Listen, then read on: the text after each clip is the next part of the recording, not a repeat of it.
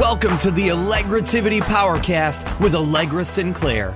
Get ready to punch fear in the throat, show up, and tell your story. Allegra Sinclair is here to help you become the powerful woman you are meant to be.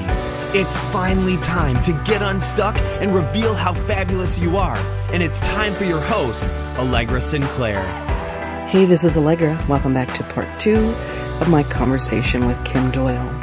In part 1, which you can find at allegrasinclair.com/28, we were talking about how good intentions and dreams are not enough. You have to be confident enough to show up and do the work in order to build the life and the business that you really deserve to have. There was so much juicy stuff in that first episode about how we look at life, where you start. If you're just getting started on this path, where do you even begin? So I do encourage you to go back and take a look at that. But the second part of our conversation is really talking about how you actually start doing that work to make sure that you recognize that you have every right to matter in your own life and that it's your responsibility to decide how you want to show up. So I hope you'll enjoy this second part of the conversation. Please let me know what you think, either here on iTunes in the reviews or on the website at allegrasinclair.com/29.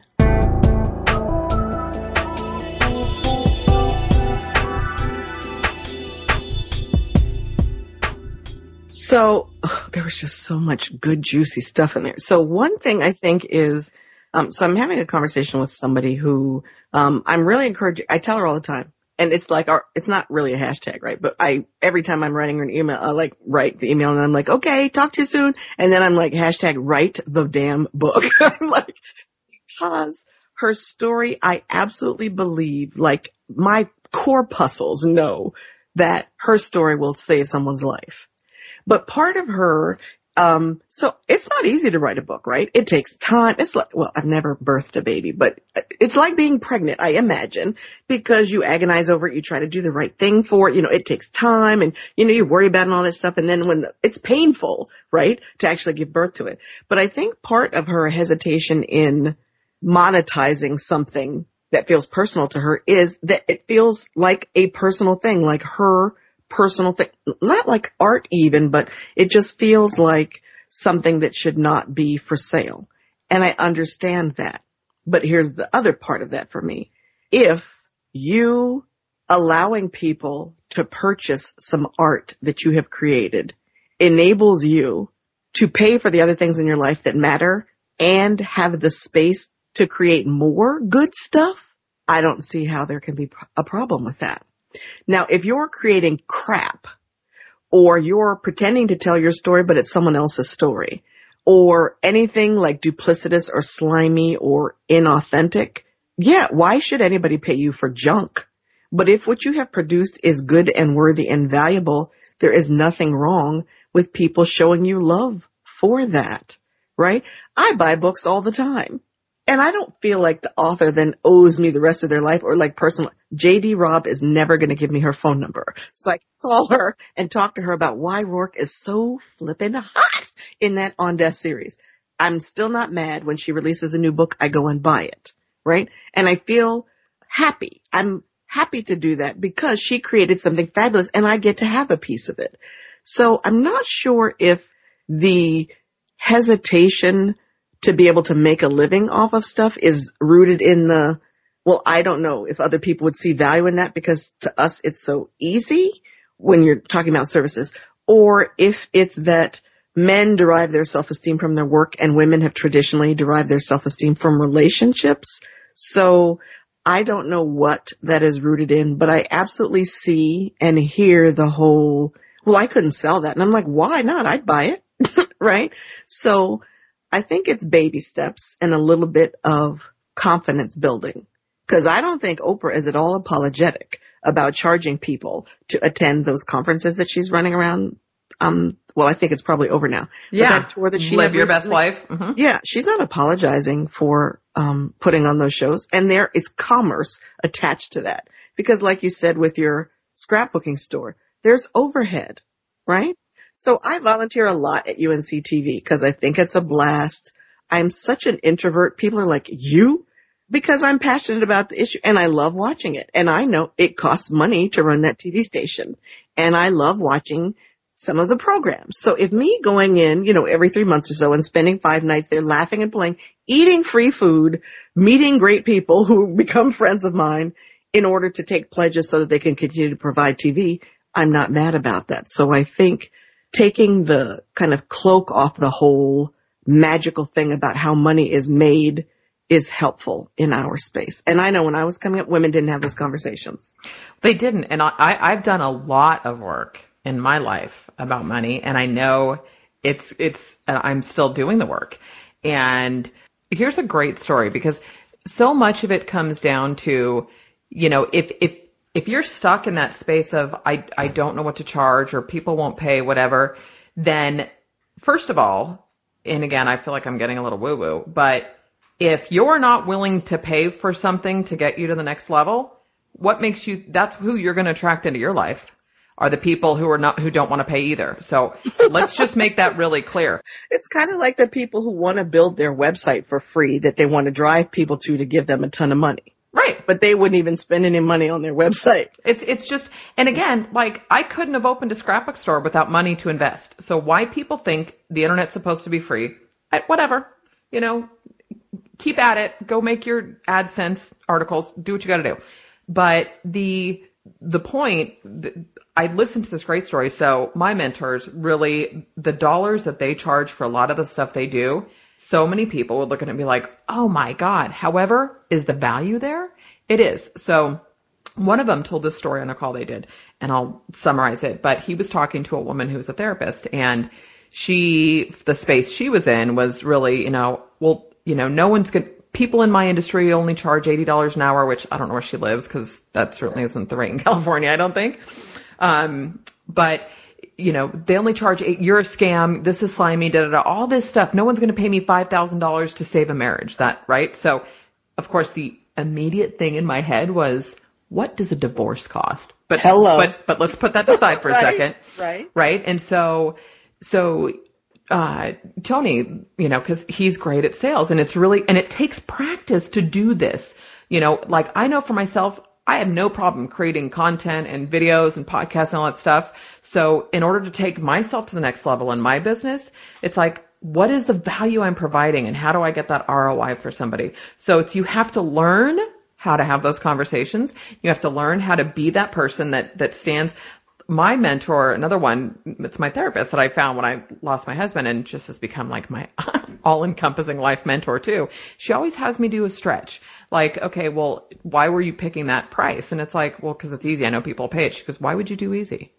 And it's like, okay, you're right. So what's a stretch that I can up that price to that feels good in my body, but it's like, eek, a little bit of a push. A little bit scary, right? A little bit scary, but it's still, I know that the value's there, right? So that's part of it.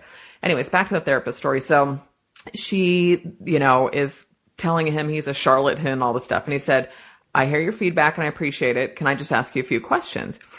And went about, what does that do to your life when you come home to that house and you know that there's going to be conflict or negativity or verbal abuse or, all these negative things? What does that do to you? Like, how does that impact your job? And then what does that look like with, even in your kids? What's the impact of children and stuff? And so he went on with all these kind of personal probing questions, not knowing they were going to actually be personal.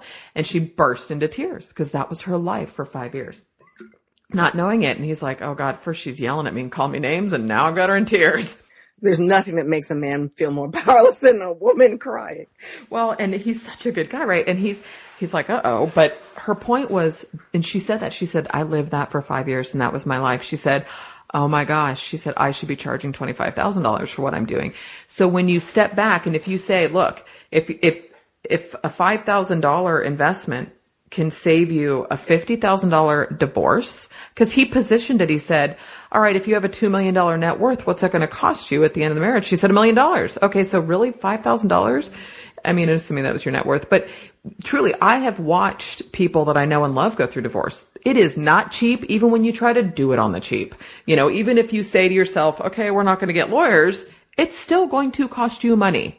If there are children involved, it's still going to cost you a lot of money, right? So the point is... And I'm sorry to interrupt, but the cost attached to divorce isn't only money, Right. So when you were talking about the cost of divorce, and then when you started talking more and you were talking about dollars, I was like, oh, I didn't even think dollars. I was thinking, what does it cost you, like, emotionally, spiritually? I was thinking of all the other pieces. And then, yes, the actual dollars also. Well, my point was just that you don't want to, if you have a hard time charging $5,000 to save a marriage, what's it going to cost them to dissolve it? And so I was just equating the money piece across the board, and it's interesting that I look at, let's flip it. So I don't know how much money I have spent with my therapist. It's been almost 12 years. She moved out of the area. I drive 3 hours to go spend 3 hours with her. Mind you, she doesn't really practice any, I get a deal right at this point. But the thing is, that is such a piddly little teeny, like, drop in the bucket compared to the return I've gotten from investing in myself with her. Meaning, I can't begin to tell you what it's done for my business, what it's done for my relationship with my kids, what it's done for how I show up in the world and how I move through the world. All of that impacts. So me doing more deeper diving and digging into stuff and learning, like, you would laugh, girl. Like, here's a quick little story of who I was in my previous life. I'll never forget. When I was in retail management, I was in the company that I got fired from. I was opening a store for them as a manager. There's 75, 80 people. I was like 32.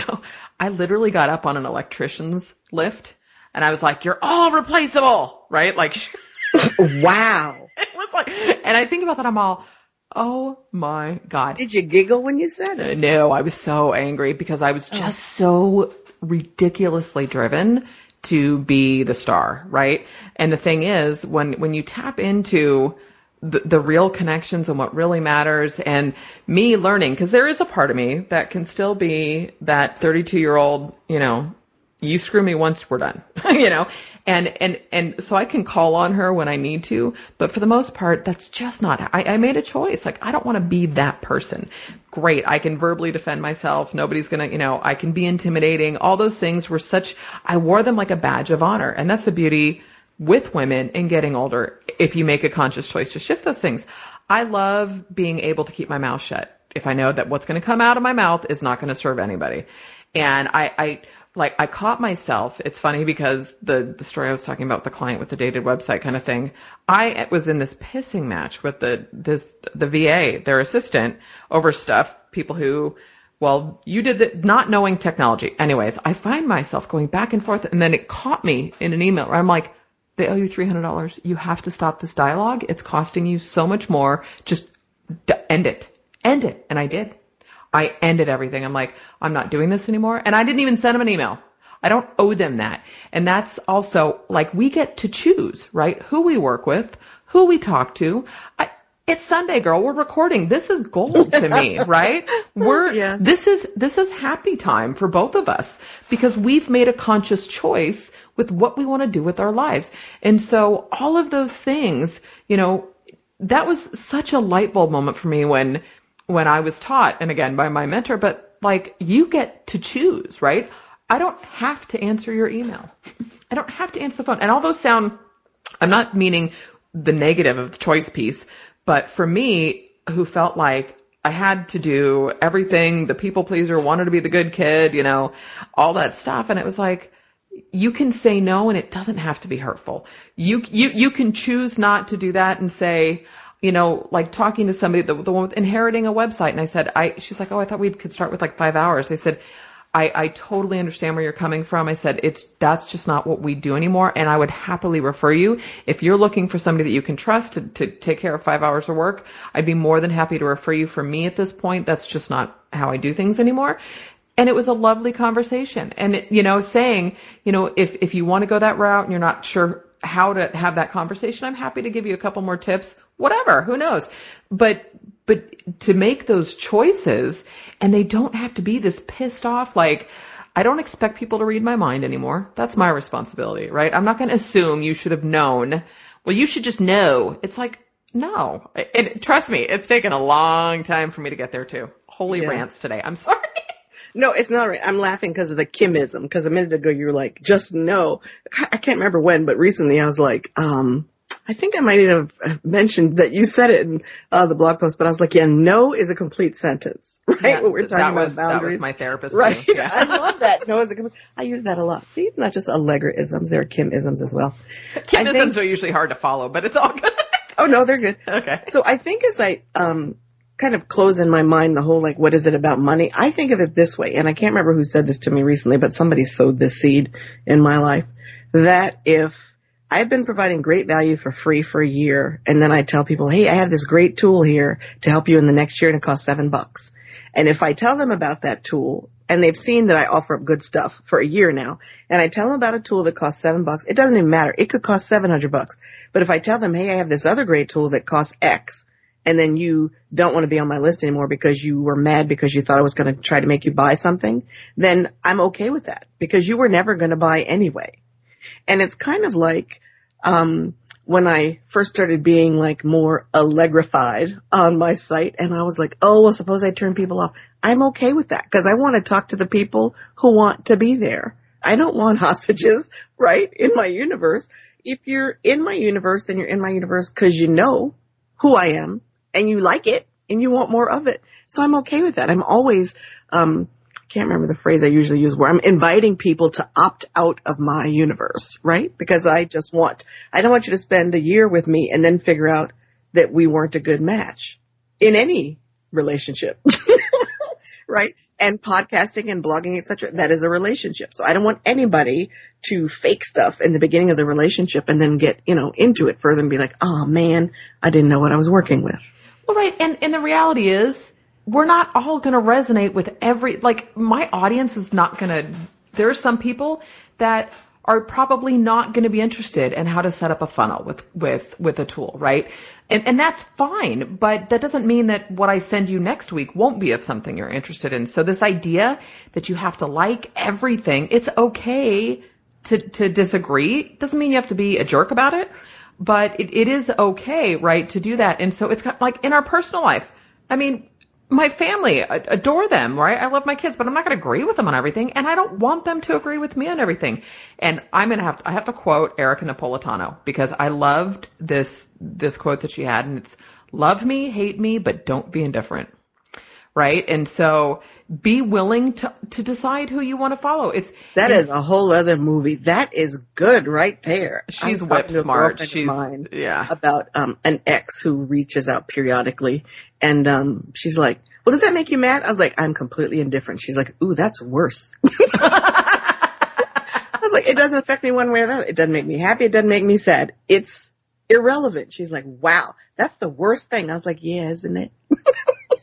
Completely. But at the end of the day, your responsibility is to you, right? Your responsibility is to how you show up. And, I am really at a point that, people who work for me or whatever, it's like, if we're a good friend, but it's not working, I love you, but it's time to call it. And I don't mean that meanly, but I get to matter in my own life, right? I get to put me first. And so I love that. It's just, I matter more.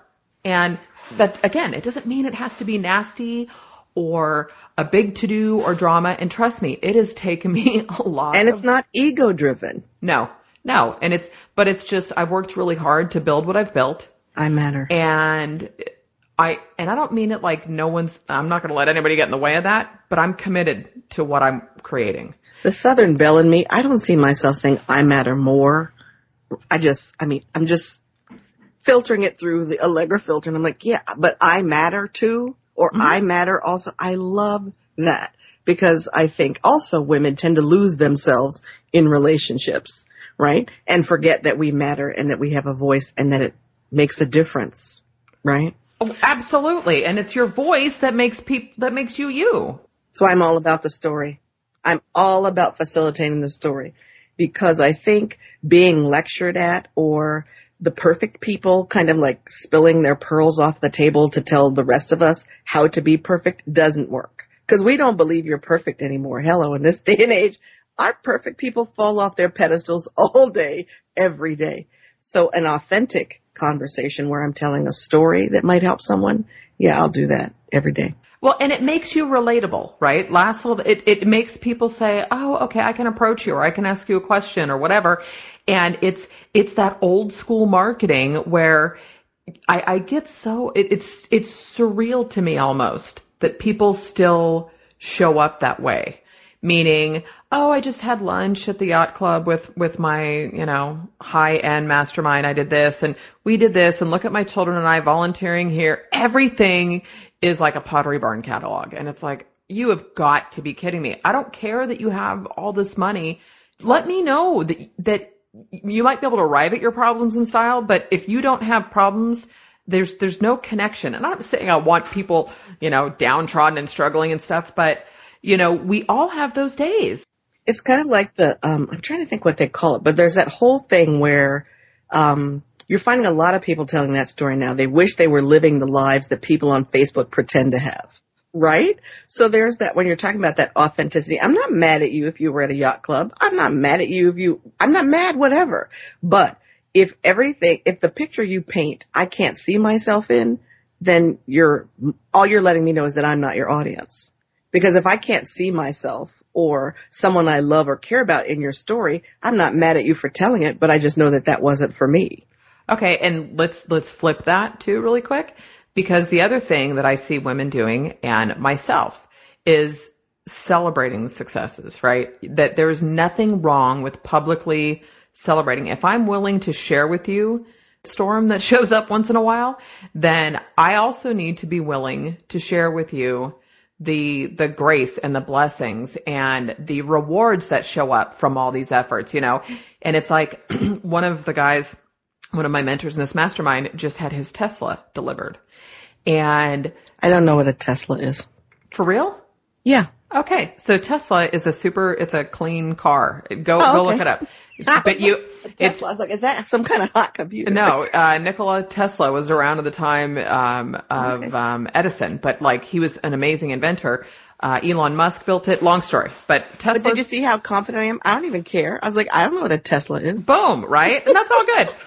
Point is, I want to say the starting cost is $85,000 for the car, and you have to order it. Mm-hmm. See, that's why I don't know what a Tesla is. Well, and do you see? So I love Supers. But he is one of the kindest, most amazing, generous human beings that I know, who is doing phenomenal things with his life, is creating charitable foundations as well, structuring, leaving legacy. So there is he was not afraid he wants a jet. That's on he's created multiple 6-figure a month streams of income. I mean, he's worked his tail off for it.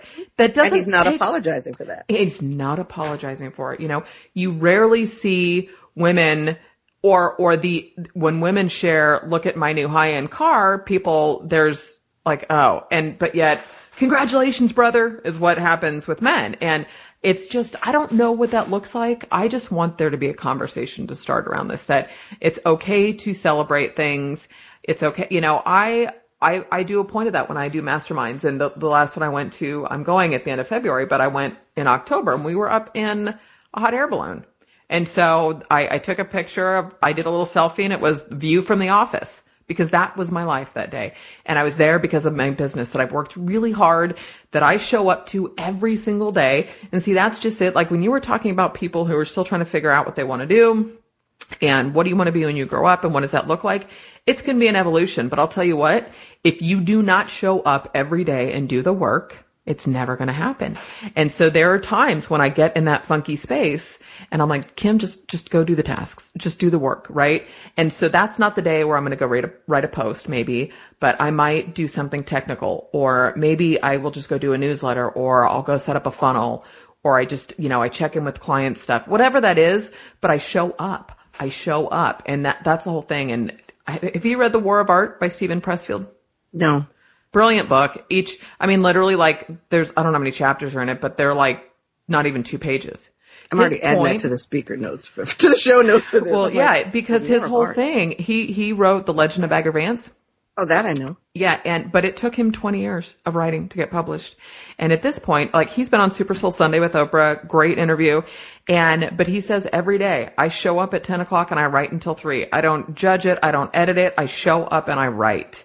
And so that's the point. I have connected with so many people, as I'm sure you have, online, that they spend so much time reinventing their business and creating something, but they're not actually showing up in terms of building an audience. If you don't have an audience to market to, hello, you don't right? have a business. You don't have a business. And so that's, I learned last year, every business comes down to, and I learned this one of my mentors, and it's not that it's rocket science, every single business offers leads and sales.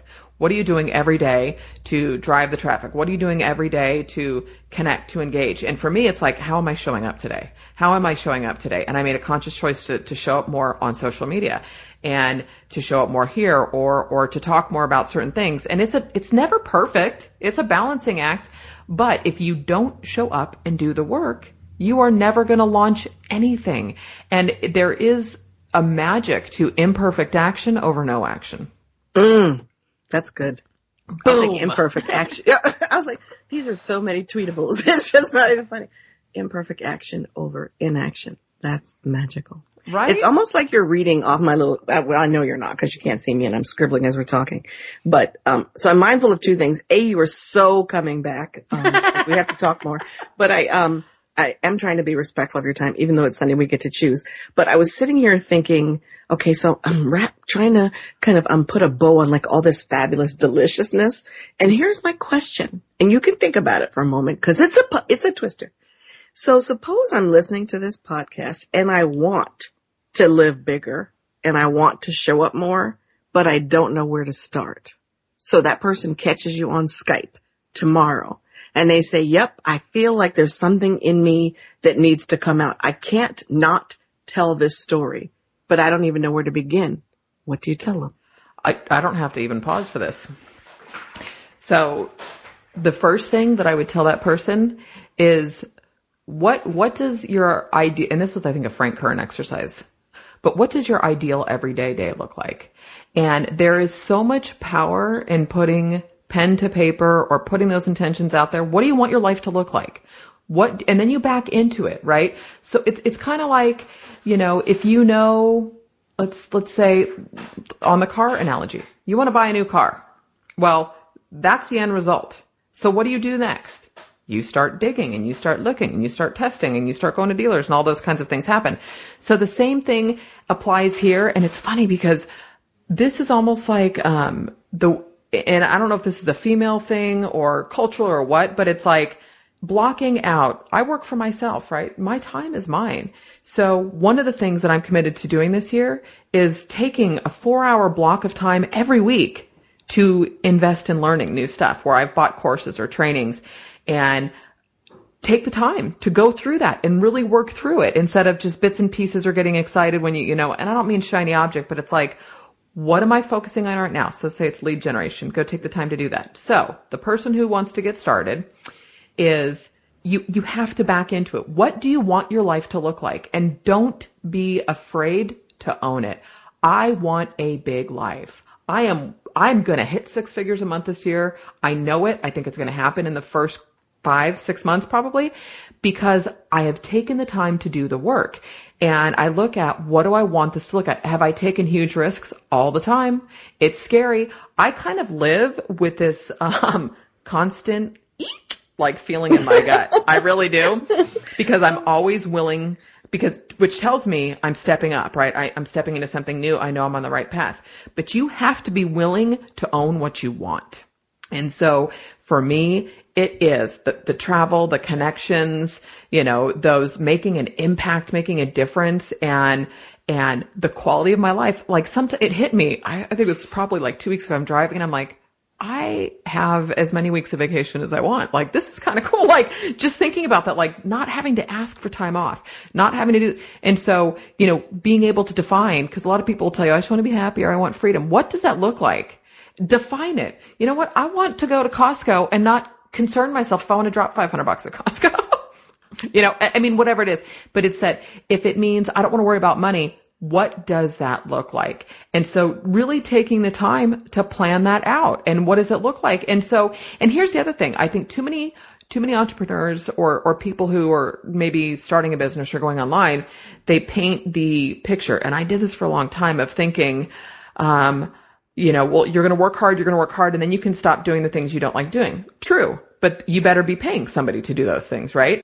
Right. It's not that the activity needs to stop. It's just that you don't, as an individual, have to continue to do it. And you have to be willing to go through the struggles of finding that right person. Guess what? Somebody needs to manage them. Somebody needs to give them direction. Somebody needs to do training. So just because you're pulling in people, you can't decide, well, now I don't have to do that anymore and life is perfect, because I think I got this Allegraism from you too. Obviously, it's new level, new devil, right? Oh, yeah. And I'm stepping into that. I can't own that one. I probably said that to you, but you know where I got that? I used to hear that all the time when I was in Mary Kay. New level, new devil.